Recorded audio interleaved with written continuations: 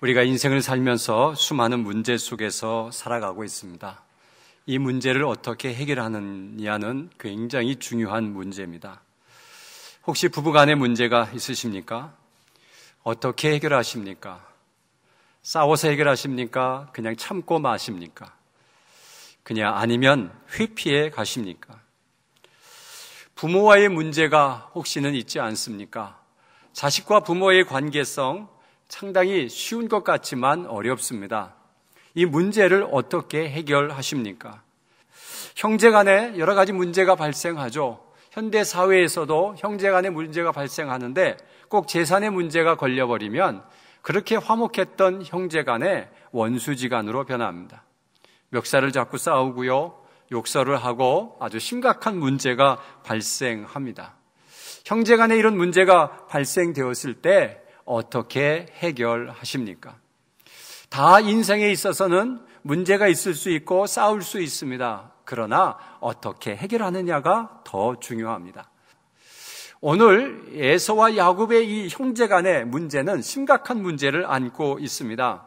어떤 문제였었느냐 하면 이 야곱이 동생인데 쌍둥이로 태어납니다. 그리고 이 야곱은 팔꿈치를 잡고 태어납니다. 그러니까 거의 이어서 나왔습니다. 앞에 나온 사람 에서가 형이고 야곱은 동생이었습니다. 그런데 이 장자권의 문제가 이스라엘 백성들에게는 굉장히 중요합니다. 우리나라도 마찬가지입니다. 예전에는 장자에게 모든 재산을 다 물려주었습니다. 그리고 동생들은 형이 나눠주면 받는 거고 안 나눠주면 못 받습니다. 그것이 제사권을 가지고 있기 때문에 그런 것을 합니다. 이 나라도 마찬가지로 장자에게 모든 것을 다 이름하고 재산을 남겨주고 하는 것이 있습니다. 그런데 이 둘째 태어난 바로 쌍둥이로 태어난 이 야곱이 이 장자권을 취득합니다. 죽 한 그릇을 가지고 기회가 되었을 때 취득하고요. 또 이제 장자에게 축복을 하는 그런 축복의 자리에 몰래 숨겨서 형인 것처럼 숨겨가지고 장자권의 축복을 다 받습니다. 이때 축복권은 아버지가 아들에게 축복 기도를 하는 거죠. 놀라운 것은 아버지의 축복 기도가 자녀들에게 흘러간다는 사실입니다. 그래서 여러분, 우리 자녀들을 붙들고 기도하는 것이 상당히 중요합니다. 아버지는 아들에게 축복할 권한이 있습니다. 또 어머니도 자녀들에게 축복할 권한이 있습니다. 손을 얹어 기도하셔도 괜찮습니다. 왜냐하면 우리의 자녀이기 때문에 그렇습니다. 이곳에서도 이삭이 이 야곱에게 축복을 다 합니다. 그런데 에서인 줄 알고 이 이삭이 눈이 멀어서 에서인 줄 알고 무조건 축복을 다 해버립니다. 에서가 돌아와서 축복을 받으려고 했을 때 이 이삭이 이제 난 너에게 줄 것이 없다라고 축복을 거부합니다. 왜냐하면 야곱에게 다 쏟아부어 버리고 말았습니다. 그때 이 에서의 마음은 찢어지는 아픔을 겪습니다. 그래서 결정합니다. 내가 저 야곱을 죽여야 되겠다라고 결정하고 마음에 결단을 하는 것을 그의 엄마가 눈치챕니다. 그래서 이 야곱을 멀리 피신시키는데 외삼촌 집으로 도망치게 만듭니다. 자, 외삼촌 집에 가서 몰래 숨어 사는 이 야곱은 고향이 그립습니다. 부모님이 그립습니다. 부모님이 살아계시기 때문에 언젠간 고향에 돌아가야 하는 그런 마음을 가지고 살아가고 있는데 외삼촌 라반과도 관계가 깨어집니다. 너무 재산이 많아지는 것을 의심해서 이 라반 삼촌이 저 야곱을 어떻게 처치해야 되겠다라는 생각을 가지고 있었고요. 그래서 안 되겠다 싶어서 이 야곱은 도망을 갑니다. 결국 이 라반은 야곱이 도망가는 것을 알고 쫓아와서 죽이려고 했습니다. 그때 하나님이 나타나서 이 라반 외삼촌을 막습니다. 절대로 손을 대지 마라 라고 말하면서 이 야곱을 보호해 주십니다. 그래서 간신히 그곳에서 살아남아서 이제 고향으로 돌아가려고 하는데 문제가 있습니다. 그것은 고향에 형 에서가 살고 있는 것입니다. 형 때문에 도망와서 살아가는데 고향으로 돌아가려고 하니 형이 걸립니다. 그래서 고향으로 돌아가는 소식을 고향에 알렸는데 아닌 게 아니라 에서 형이 400명의 군사를 거느리고 동생을 맞이하러 옵니다. 도대체 400명의 군사를 왜 거느리고 오는지, 그냥 와도 되는 걸, 야곱은 군사가 있는 것이 아니라 좀 재산이 있을 뿐이지 아무것도 없는 그런 상황 속에서 군사 400명을 데리고 온다는 소식을 듣고 이 야곱은 겁에 질려버리고 맙니다. 이거 어떻게 쓰면 좋을까라고 해서 이 야곱은 고민하게 되고 하나님 앞에 기도하게 됩니다. 여러분, 이 야곱이 어떻게 형과 이 문제를 풀어가는가? 첫 번째, 야곱은 형과의 문제를 정면으로 풀려고 합니다. 도망가거나 회피하지 않습니다. 400명의 군사가 온다면 도망가야죠. 400명의 군사가 있다고 하는 것은 죽이겠다고 하는 증거죠. 그냥 와도 되는 문제를 400명의 군사를 데리고 오면 이번 기회에는 절대로 놓치지 않고 죽여버리겠다고 하는 굳은 의지를 보여주는 거기 때문에 거기 가면 안 됩니다. 그런데 야곱은 돌아갈 생각이 없습니다. 또 거기서 회피할 생각도 없고 그 형과 대면하기를 원하는 그런 것을 볼 때 참 대단하다라는 생각을 갖게 됩니다. 여러분, 우리가 형제간의 문제를 어떻게 해결해야 됩니까? 또 교회에서의 서로 간의 문제가 발생하면 어떻게 푸십니까? 여러분, 우리 교인은 하나님의 같은 자녀들입니다. 어떻게 보면 형제 자매들인데 갈등이 생기고 문제가 생기면 어떻게 해결해야 됩니까? 그냥 안 보고 말자라고 해야 됩니까? 또 형제 간에, 친형제 간에 갈등이 생기고 문제가 생기면 여러분 어떻게 푸십니까? 그래서 형제 간에 안 보고 사는 사람들이 참으로 많습니다.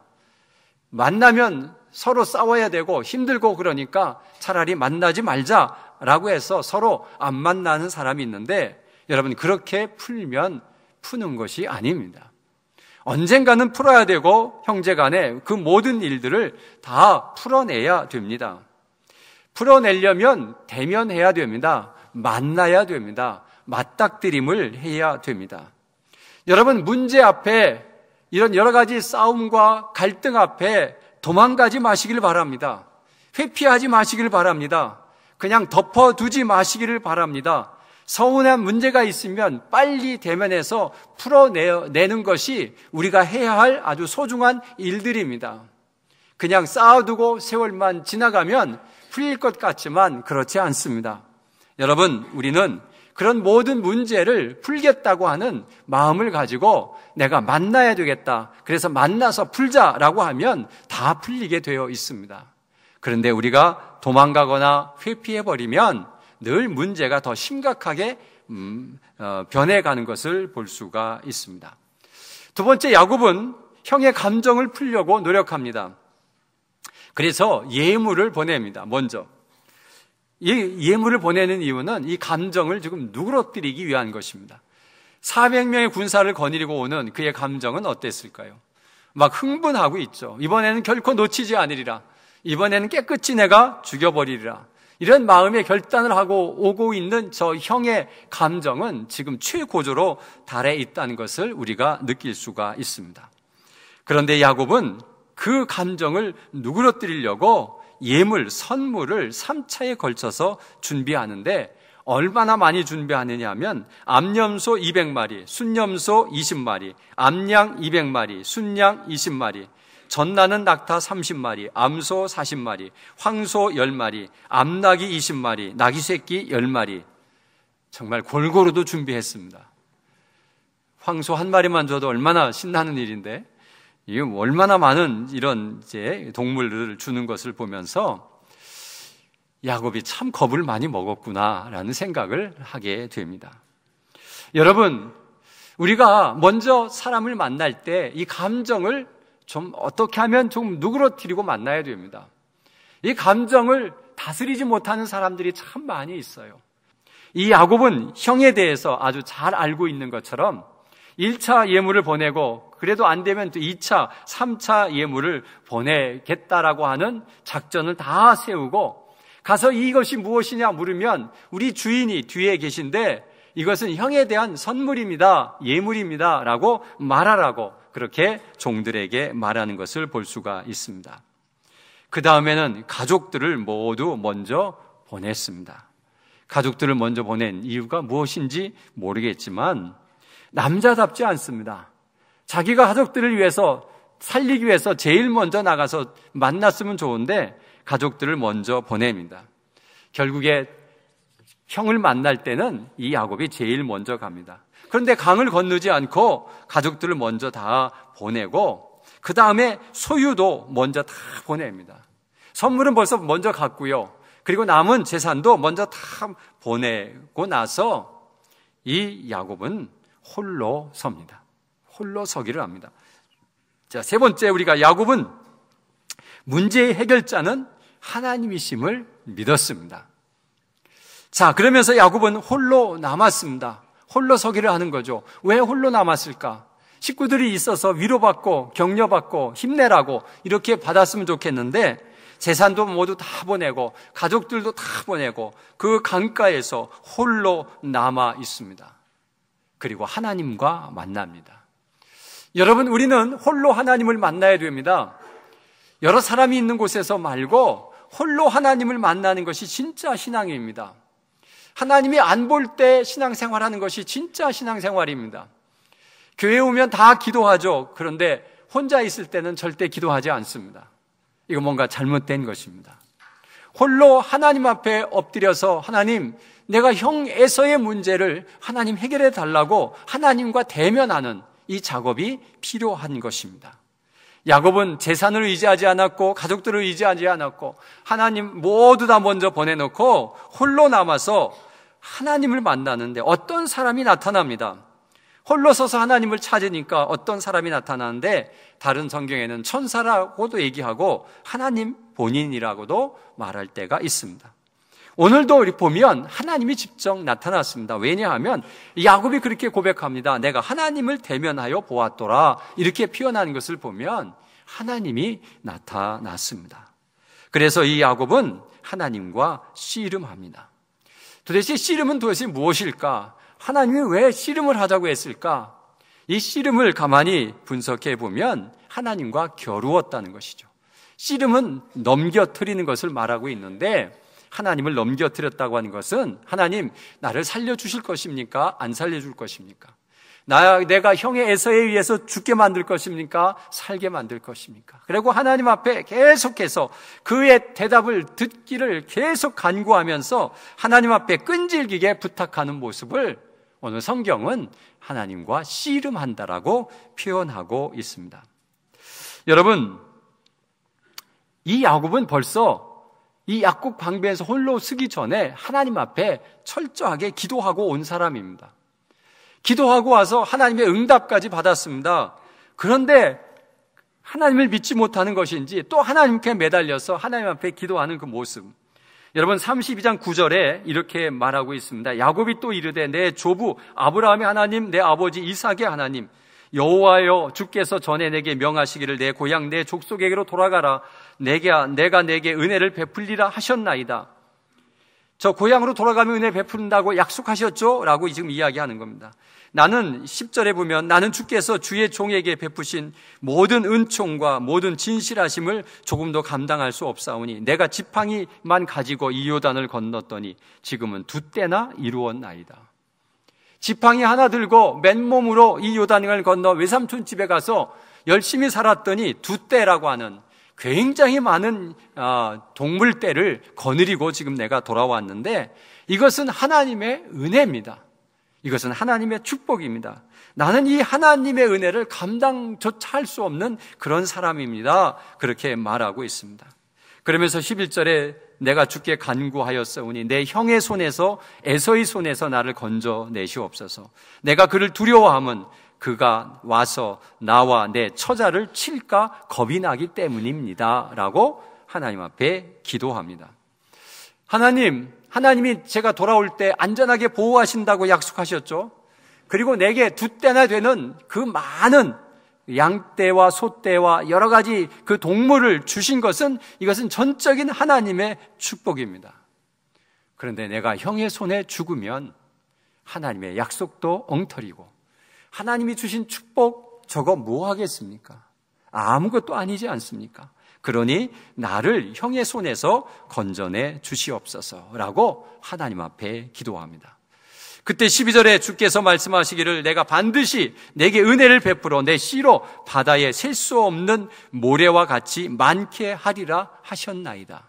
벌써 응답을 받았습니다. 하나님이 너의 목숨을 건들지 않고 내 자손을 통해서 하늘의 별처럼 바다의 모래같이 수많은 족속을 너에게 주겠다라고 약속은 너를 안 죽이겠다라고 하는 약속을 받았는데도 야곱은 또 하나님과 씨름합니다. 하나님, 내가 정말 하나님께서 내게 이 모든 것들을 이루어 주셔야만 됩니다라고 하면서 하나님을 붙들고 늘어지죠.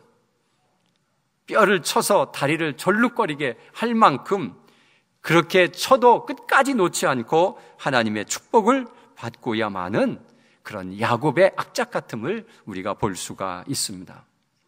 여러분, 이런 기도에 하나님은 약하십니다. 끝까지 하나님 앞에 매달리는 자, 하나님은 저어주시고 응답하실 수밖에 없습니다. 왜냐하면 누가복음 18장 2절에서 8절을 보면 이런 이야기가 나옵니다. 어느 재판장이 있는데 하나님도 두려워하지 않고 사람도 무시하는 재판장이 있습니다. 그런데 어느 한 과부가 와가지고 내 원수에 대한 나의 원한을 풀어주소서라고 얘기했는데 들어주지 않습니다. 그냥 다 관심 없이 자꾸 얘기합니다. 그런데 그가 계속 와서 내 원한을 풀어주소서라고 계속 간청하니까 5절에 누가복음 18장 5절에 이 과부가 나를 번거롭게 하니 내가 그 원한을 풀어주리라.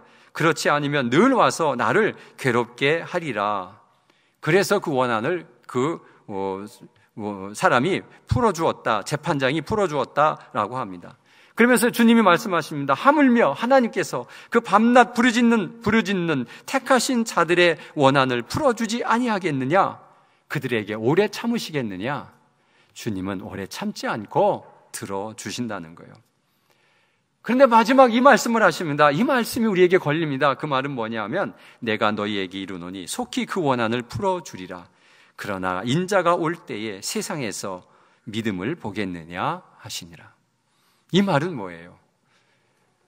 내가 그렇게 기도하는 사람을, 이 과부처럼 열심히 기도하는 사람을 보겠느냐라는 것이죠. 여러분, 우리가 이 말씀을 심각하게 생각을 해야 됩니다. 왜냐하면 우리가 잘 살고 우리가 이제 살만한 나라가 되고 이제 이 기독교가 부흥하고 이렇게 하면서 지금 줄어드는 것이 뭔지 아십니까? 기도가 줄어들고 있습니다. 기도하지 않습니다. 여러분, 우리가 모여서 통성으로 기도하고 이렇게 기도할 때는 잘하는데 집에서 혼자 기도를 하십니까? 하나님 앞에 간절히 매달려 기도하십니까? 우리 아이들 기도하자 그러면 1분도 못 버팁니다. 여러분도 마찬가지일 수도 있습니다. 기도합시다 하면 얼마나 기도하십니까?